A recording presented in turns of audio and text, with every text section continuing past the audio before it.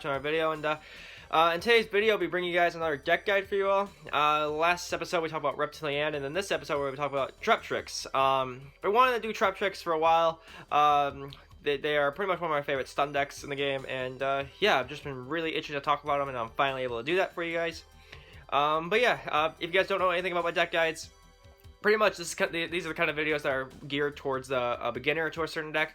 So if you're like new to Traptrix and you're wondering what are the key cards and like stuff you can throw in as techs and engines and everything like that, this is kind of the video for you. So pretty much in this video I'll be going over staples of the deck, techs, engines you can mix around with, and then some noble extra options as well. And at the very end of the video I'll be showing you guys a beginner's deck list.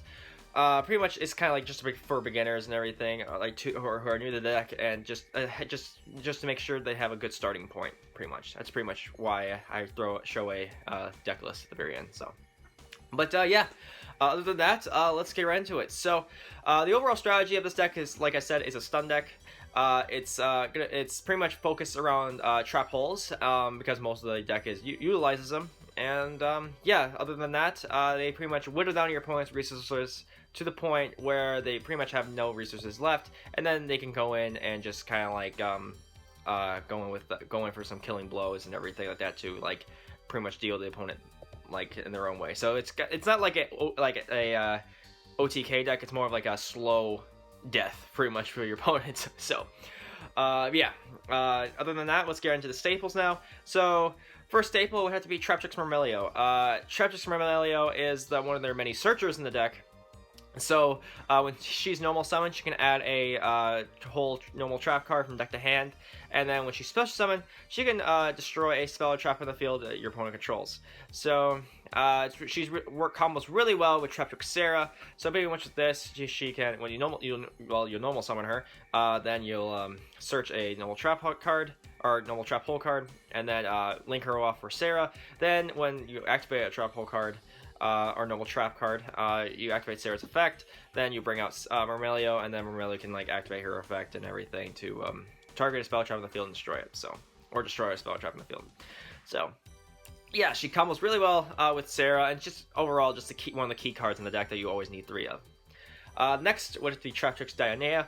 Dionea is kind of like the recycler of the deck. So basically with her, when she's normal summoned, she can pretty much special summon back a Traptrix monster in your graveyard in defense position.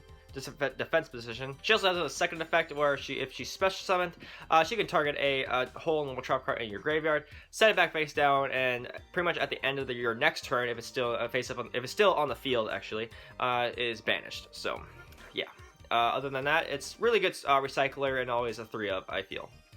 Next, we have to be Traptrix Mantis. Mantis is another searcher, but only for monsters. So when she's normal summoned, she searches for a Traptrix monster, and then she has a second effect, which is a quick effect, which she can target a set spell trap you control, put it back to your hand, and then set a spell trap in your hand. So it's really nice because it's kind of in a way of protecting your stuff.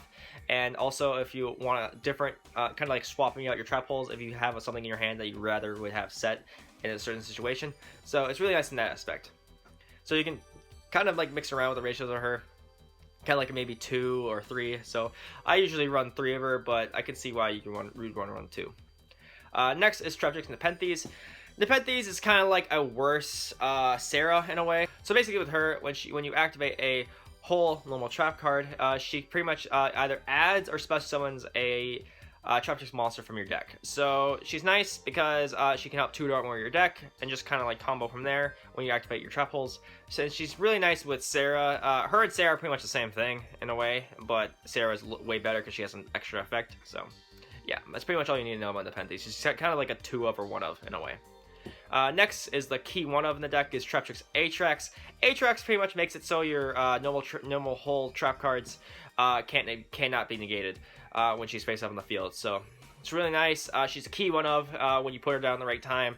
Pretty much your opponent can't really deal with your normal whole trap cards. So yeah, she's really good in that aspect to just make it so your opponent cannot respond to your stuff. So that's really nice. Yeah, other than that, that's it for staple monsters. There's not really much really needs to be said. It's kind of like the standard trap hole and standard monster lineup for you, you're mostly going to be running more trap cards of anything. So if I was going to say ratios though, say 3 Marimelio, 3 Dynea, 2 to 3 Mantis, 2 or 1 Nepenthes, and just 1 Atrax. So, but yeah, other than that, let's get into the traps now, which is pretty much the main attraction, pretty much. First, we have to be Traptrix Trap Hole Nightmare. Traptrix Trap Hole Nightmare is the key trap hole in the deck. Pretty much, it stuns anything that's special summoned. So when a special summon monster activates its effect, you just negate it and destroy it. So it's really nice. Pretty much the best trap hole in the deck, and just the one that you want to have set like almost every time. So yeah. Then next would be Bottomless Trap Hole. Bottomless Trap Hole is pretty much the most well-known other most well-known trap hole card in the deck. We all know what Bottomless Trap Hole does. It's been in the game forever now. You can kind of mix around the ratios with this. You can either run it as a 2 of or a 3 of. So yeah, it's kind of like up to you in that aspect. Next would it be Trap Chain Hole? Actually, it's my bad. Chain Hole. Pretty much this, it's kind of a new card that's come out in Dark Neostorm, and it's honestly not that bad in this deck. So pretty much when your opponent activates a monster effect in response to a card or effect activation, you pretty much negate it, and then your opponent can either banish a card from their hand or deck with the same original name as the negated card, or if they do not, they can banish that you get to banish a random card in their hand. So it's really nice. It kind of puts your opponent in a position where, like, do I banish a key combo piece or a key way of stopping this deck, or do I risk them banishing something really good in my hand? So it's a really good card. I think it's really nice. Personally, I would run it at maybe like a 2 of in the deck as a 2 of, just because of how just good it is in this deck for personally. So next would have to be FOODGATE Trap Hole. FOODGATE Trap Hole is okay. It's kind of like not good against Lynx, obviously, because Lynx can't be put in defense position. But if you're facing off against a combo deck, if you hit the right combo piece, it can be really devastating. So pretty much when you it just puts your opponent's monster face down, and they cannot change his battle position. So if you hit the key combo piece, they're pretty much locked into that. Like they can't really like link it off. They kind of it just stays there pretty much until they get rid of it, like either like shooting it off or just getting rid of it by other ways. And if it's also really devastating if, like, let's say you go into an XZ summon into their extra monster zone, you flip this, now you just locked them out of their extra monster zone for a while. So it's also really nice in that aspect as well. Next would have to be the key trap card in this deck to pretty much make this deck pretty much flow very nicely. It would have to be Traptrix. Traptrix, it is a very expensive card right now. It's like around $30, I think, but it's really nice because you can banish a noble trap card from your deck and then set a noble trap card from your deck with the same name. So yeah, it's really nice. I feel it's pretty much a must in this deck to get the certain trap card that you want onto the field, and it's just overall really good. You could make the argument you don't really need it in this deck, but for me, I personally think if you're gonna run this deck to its best abilities, get Traptrix and run it at 3. It's just amazing. You'll be able to tutor out your normal trap cards, normal trap hole cards, like efficiently and everything. It just helps. Pretty much. That's pretty much like what I'm trying to say. But yeah, that's it for staples. Now on to techs. First tech would be a monster. It would have to be LONEFIRE Blossom. Now LONEFIRE Blossom is kind of like seen its like way in Traptrix sometimes and sometimes not. It's kind of like you can run it and you have the option to run it and just not run it. You have some targets that are plants like Nepenthes and Dynea, so you can use this to get them out more efficiently and then go into Sera more faster if you really want to. So it's an okay card. It does like use your normal summon, and if you does get ashed, you're kind of stuck after that. So that's kind of like the main drawback with it. But if you want to have a good way of getting out your stuff more faster, or just faster in general, you could run it just for that aspect. So yeah. Other than that, some more trap holes. Network Trap Hole. It's kind of like another one of those new, has been around for a little bit, but hasn't seen much play. Pretty much with this, if your opponent special summons a monster from the main deck or graveyard, pretty much banish it face down. I like it because you banish like something they needed and it goes face down, so they can't really use it anymore. But I can see why you don't like people don't run it, because it does require like it's kind of like it has a niche. It's kind of niche in its own way, because your opponent has to like really special summon from the main deck a lot, and also from the graveyard a lot as well to really make it really efficient. But personally, I like it. I think if you're gonna run it, if you would run it, it'll put in some work personally.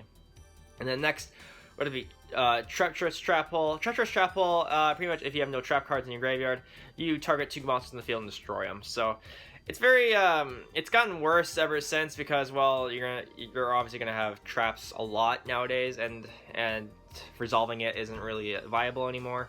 But if you want to try and use it in your deck as a one-of to try and use it efficiently, be my guest. And then the last one would have to be Time Space Trap Hole. Time Space Trap Hole is kind of like good in like certain matchups. If you're facing pendulums, this is amazing, because you can just wipe away a whole pendulum summon, which is pretty funny. But its main drawback, you do lose life points, and in time, it is kind of like a suicidal card in a way. So yeah, but it's good in certain matchups, so it's kind of like a good side deck card. But yeah, now on to engines now. Traptrix have a couple engines you can run. Most famous one would have to be artifacts. Artifacts work greatly in this deck. The fact that like if your opponent hits one of your artifacts with spell or trap destruction, your artifacts then go off, and just Sanctum into Scythe is just amazing, honestly, for this kind of deck. So yeah, it's just really good. If I feel like artifacts is pretty much the best engine you can throw in this deck, and it's just really good. You would not be disappointed at all. Then the next engine, it's kind of like a new one that's been cropping up, and it's been frogs. The frog engine's kind of been like the frog paleo engine, or whatever you want to call it, has been kind of like popping up in this kind of deck as well. Pretty much like because they are all normal traps, and your trap holes are, and everything, and it's just kind of combos well with the paleos and everything, and the frogs just kind of add like that ability to go into totally awesome and everything as an extra negator. So but yeah, it's a newer engine, so you can toy around with it if you want. I've seen it crop up a little bit, and it looks to be pretty fun if you do use that engine. But yeah, so now on to noble extra deck options. First one would have to be Traptrix Sera, their Link monster. Traptrix Sera is pretty much their like the thing you want to go into turn 1 every time. It's the thing that combos really well. Like, pretty much like tutors out your whole deck. Pretty much, and also like sets trap holes as well. It pretty much just brings the whole deck together and just makes the deck really, really good. So always run like at least two in the extra deck if you're gonna run this deck, at least. And then next would be Traptrix Rafflesia. Rafflesia is like their Xyz monster, rank 4, that is also really good. She can protect your Traptrix and stuff like that, and she can also send trap hole cards from the deck to graveyard and use them as her effect. So she's really nice at mid to late game to really lock down your opponent. And then lastly is kind of like just one of the few Link monsters you can run is Mrs. Radiant. All the Traptrix are Earth, so you can really utilize Mrs. Radiant really well if you need an extra attack boost. But yeah, that is pretty much it. Hope you guys all enjoyed this. Traptrix, like I said, are one of my favorite stun decks in the game. They're really fun. I feel like they're in a way better position than where they were before Sera, and the fact that now Traptrix Sera has been out for a while, I'm very anxious to see where this deck goes in this current format. So, but yeah, I hope you guys all enjoyed this. Like I said, hopefully this helped you, I guess, as well. I hope this video did help you in a way. And yeah, also lastly, here is the deck list at the very end here.